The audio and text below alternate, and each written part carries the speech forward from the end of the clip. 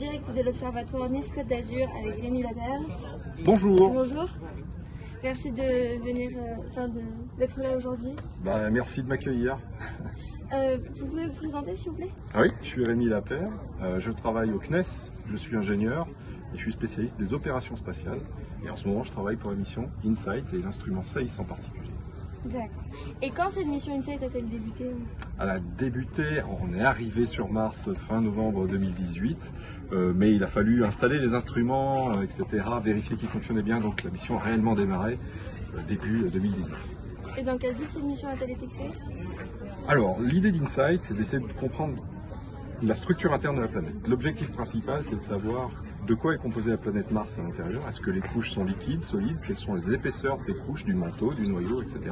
Et tout ça en utilisant les séismes et leur propagation à travers ces différentes couches pour écouter ces transitions entre les solides et les liquides avec les réponses des séismes enregistrés par les sismomètres et des techniques d'analyse de sismologie. Et l'objectif d'InSight a-t-il été atteint? Peut-on dire que la mission est une réussite? Oui, une très franche réussite même, puisque beaucoup de questions qui n'avaient absolument pas de réponse avant que cette mission arrive sur Mars ont trouvé leur réponse aujourd'hui. On connaît à peu près la taille du noyau de la planète, on a d'ailleurs des petites surprises là-dessus, il est un peu plus gros que ce qui était attendu. C'est pas qu'il était plus gros, il est ce qu'on dit dans la fourchette haute de ce qui était attendu, donc c'est des résultats qui interpellent. Et puis il y a quelques événements magiques, un séisme notamment de forte magnitude qui a eu lieu au début de ce mois de mai. Donc tous les objectifs sont remplis et même plus aujourd'hui. Ouais. Et cette mission prendra-t-elle fin bientôt? Et oui, on va sans doute s'arrêter cette année parce que pour fonctionner il faut de l'énergie. On collecte notre énergie avec des panneaux solaires. Ces panneaux solaires malheureusement se recouvrent petit à petit de la poussière martienne. Et donc on n'arrive plus à générer tout simplement l'énergie dont on a besoin pour tout faire fonctionner. Donc, dans les semaines ou mois qui viennent, la mission s'arrêtera naturellement. Mais c'était quelque chose qui était prévu dès le départ. Donc qui sont les scientifiques à vos côtés à l'origine de cette mission?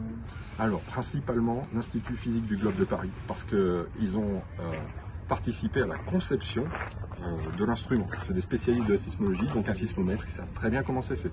Et donc, avec le CNES, qui sait très bien comment on fait un objet spatial, et en associant ces deux connaissances-là, on arrive aussi à faire un sismomètre spatial. Donc, c'est vraiment l'Institut physique du globe qui est notre premier point de contact, mais on travaille avec l'Université de Zurich, on travaille avec des Anglais, on travaille avec beaucoup d'Américains, le Jet Propulsion Laboratory en tête.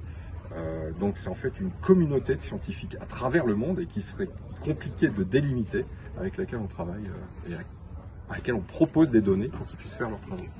D'accord, merci beaucoup.